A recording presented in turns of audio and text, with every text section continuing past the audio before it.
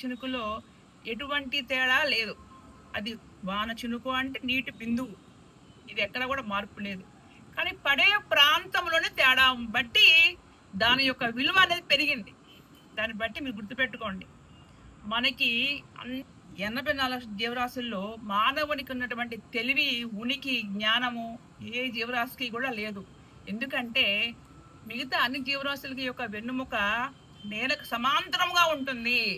ఒక మానవునికి మాత్రమే పైకి ఇలా స్ట్రైట్గా ఉంటుంది, నిలువుగా ఉంటుంది. అక్కడే మొత్తం కూడా సృష్టి అనేది తిరగా మరగా అవుతుంది. ఎందుకు అంటే విచక్షణ జ్ఞానంలో కానీ, సంస్కారంలో కానీ, విలువలతో కానీ, బంధాలకి బాంధవ్యాలకి విలువనివ్వటంలో కానీ, మన దేశాన్ని కాపాడుకోవటంలో కానీ, మన తెలివితేటల్ని ఉనికిని పెంచుకొని మనిషిని గౌరవించుకుంటా సృష్టిలో ప్రతి ఒక్క విషయాన్ని కూడా అతి దేదీప్యమానమైన ఒక పరమాణువుగా చేసే ఒక ప్రయత్నమే ఈ యొక్క యోగం.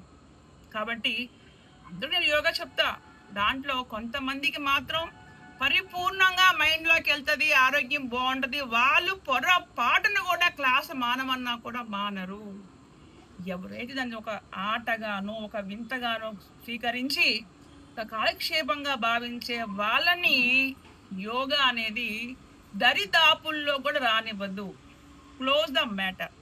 ఇక్కడ నేను చెప్పేది అట్ ఫైనల్లీ యోగము, రాజయోగము లేకుండా సృష్టిలో ఏ వ్యక్తి కూడా యోగా చేయలేడు, వచ్చినా కూడా కూర్చోలేడు.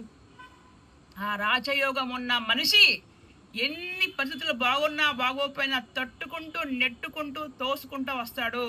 బికాజ్ ఆఫ్ హీఈస్ రాజయోగి. గుర్తుపెట్టుకోండి. అండ్ ఆల్సో మనం చేసుకునేది హఠయోగము. హఠయోగము అంటే ఇంటర్నల్గా అవయవాలన్నీ కూడా శుభ్రం చేసుకోవటము. రాజయోగము అంటే స్పిరిచువల్గా నేను మాట్లాడే మంచి మాటలతో మీ మైండ్ సిస్టమ్ మార్చి మిమ్మల్ని ఒక మంచి ప్లేస్కి మీరు తీసుకెళ్ళే ఒక ప్రయత్నమే రాజయోగం.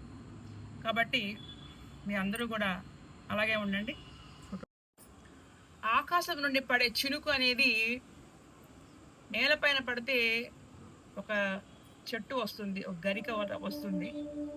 అదే పేడలో పడితే మురికి అవుతుంది. అదే ముత్యపు చిప్పలో పడితే ముత్యం అవుతుంది. ఇక్కడ ఎక్కడ